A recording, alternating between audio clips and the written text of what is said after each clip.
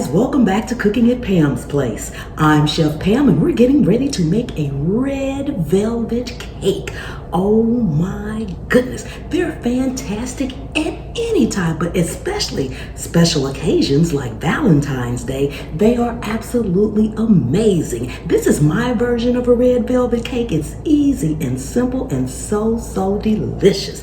And if you want to learn how to make all kind of homemade food and dishes, easy, simple, made from scratch, take a second and subscribe to the channel. Make sure you turn on that notification bell so you'll always get my recipes every time I upload one. And then just keep hanging around because I have a whole channel full of recipes that'll get you there.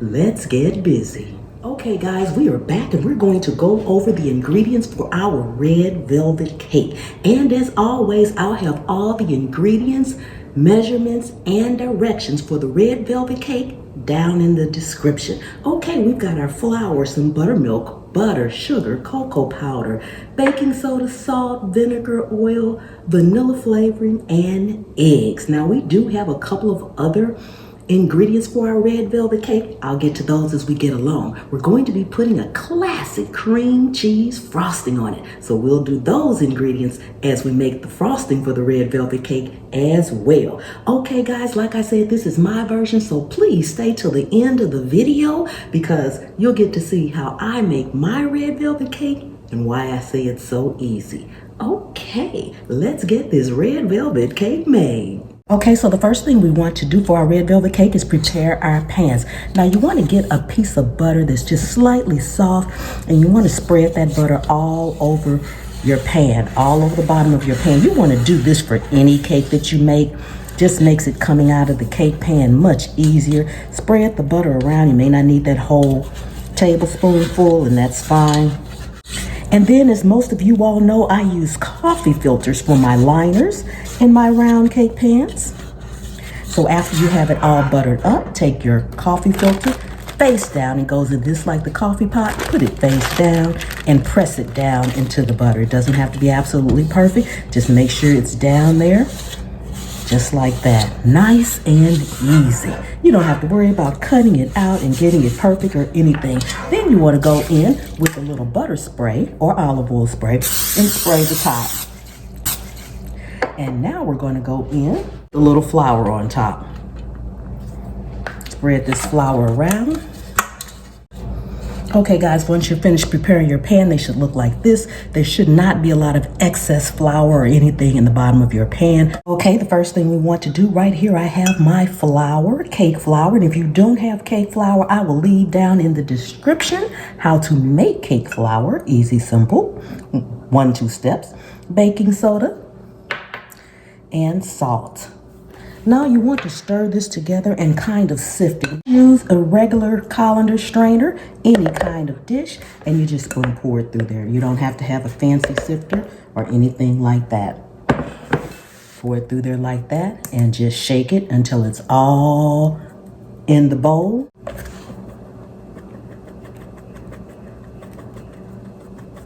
Now for our red velvet cake, we need to cream our butter and sugar. Make sure your butter, your buttermilk, your eggs, everything like that that's typically cold is at room temperature. We're going to need to beat the butter and sugar together for about 4 to 5 minutes. So if you have a stand mixer, this is where it comes in handy so that you can continue to do other things. I don't have a stand mixer, so I will be standing here for 4 to 5 minutes. So we'll be back. Okay, so this is how your butter and sugar should look all creamed together. Now for our red velvet cake, we're going to add in our eggs one at a time, beating after each addition. Now we're going to add in our oil. Also need to use red food coloring. So you want to put your red food coloring in here. The more you put in, the redder it will be. So we're going to start with some, and then we will add more if we need it. Go ahead and add in your vanilla extract and vinegar, just regular white distilled vinegar. Okay, we're going to mix this in, scraping down our sides as needed, and we'll be back.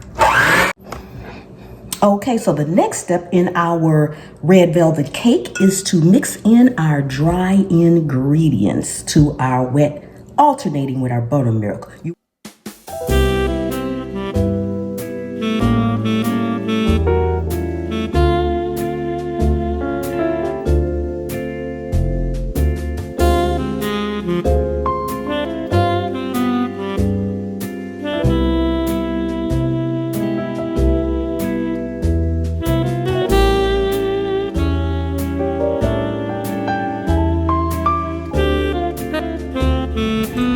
And for our last addition of the dry ingredients, I always mix it by hand to ensure that I do not overmix my batter. Because if you do, your cake will be tough.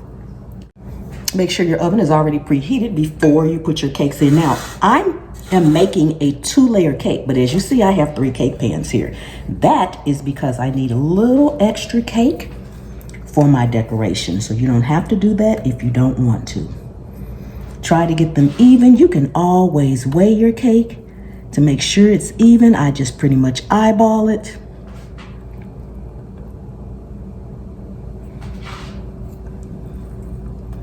Sure, I have some over here. I don't need much in this. And this part over here will probably bake way quicker, and that's fine. Don't need a lot. Go ahead and kind of spread your cake out. Try not to touch the bottom of your pan or the sides when spreading it out. Give each pan a good shake, trying to even that batter out, and always give it a good tap on your counter to get any air out. And we're going to go ahead and get this in the oven, and we'll be back. So while our cake is baking and cooling, go ahead and make your frosting. Again, for our red velvet cake, we are making a classic cream cheese frosting. So of course, store up a dish. You're going to need some cream cheese. Any kind will do. Butter, vanilla extract, and powdered sugar, confectionery sugar. Again, I will have the exact measurements, ingredients, and directions in the description so you guys can refer back to it. So let's get this classic cream cheese frosting made for our red velvet cake. So the first thing you want to do is cream your cream cheese and your butter first. Now, a lot of recipes will tell you to make sure that your cream cheese and your butter is at room temperature. I do not do that. The perfect combination is to have your butter at room temperature and your cream cheese coming out the refrigerator. Cream cheese in the block form or the container form is typically a little soft anyway, so you don't want it too soft or your frosting will be a little bit runnier. Okay, especially if you're going to be decorating the cake like we are. Okay, let's go ahead and get this done. Okay, so you want to make sure that your butter and your cream cheese is nice and smooth before adding any sugar or any vanilla flavoring. And my spatula just broke. Okay, we'll grab another one and we'll be right back. Now we'll be adding in our powdered sugar a little bit at a time, blending it until we have the right consistency, which you know what icing and frosting tastes like on cake, so you know what it should taste like and what it should look like and what it should feel like. Yes. And add in your vanilla and mix that in. Okay, so as you all remember, I made just a little bit of part of a cake in this extra pan I had here. So this is it. See how thin it is? It's not really for cake. Well, it's for cake, but the other ones are still cooling. So we're just going to take this paper off the back of this one right quick. That off of here. And what I need to do with this, make sure I get all this little paper off the back of here. There we go. Is crumble it. This piece over here, I just want this in crumbles. And it's still pretty warm, but it'll cool as well. Oops, dropping it all over the place. So I'm just going to crumble this up right here and we'll be back. Okay, we are ready to frost and decorate. Now I'm going to do something a little bit different than I typically do with my cakes, but this cake is going to be transported. So for easy removal, if I need to, I don't know yet, I am placing this is a piece of parchment paper right down on the middle of the foil plate that I am using for it. That will make it easy to come out if I need to. And take your cake. Should pop right out of there. Let's see, where's my spatula?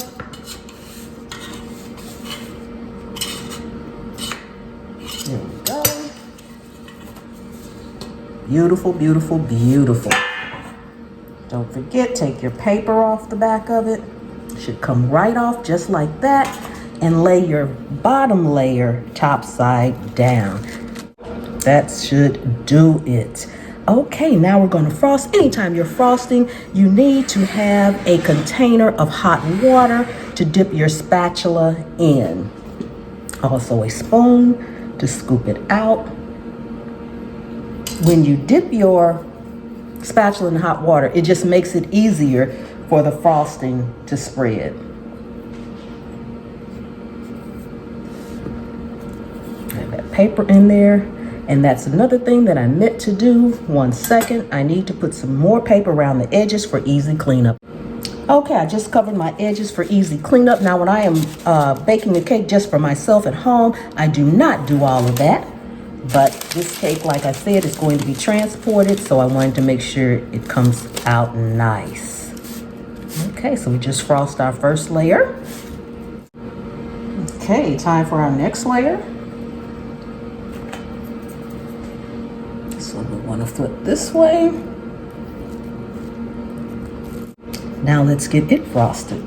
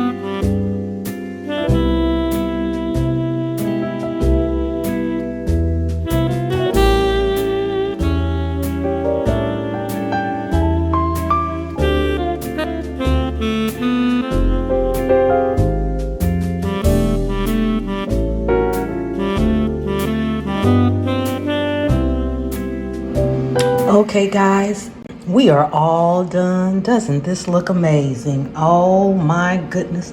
Look at the frosting. And this is the top. I'm not going to be able to cut this cake, guys, because I mentioned in the beginning, it's going to be transported. It is not my cake.